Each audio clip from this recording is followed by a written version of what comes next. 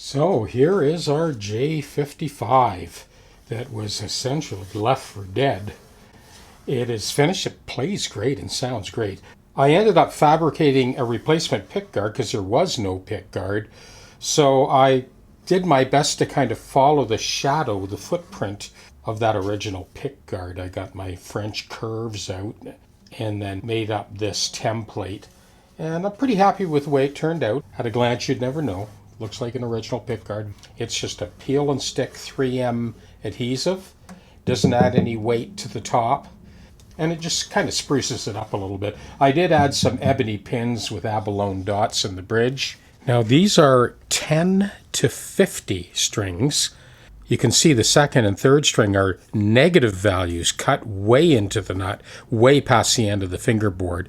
Negative values for the low E and A as well, but just slightly.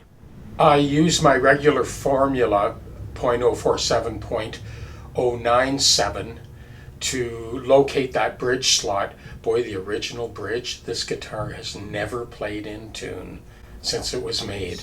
All of the strings fell within the confines of the original slot after I used that formula. None of them needed to be cantilevered past the end of the slot. That was kind of a happy surprise. Anyway, I'm going to just play a few chords and let you hear this thing.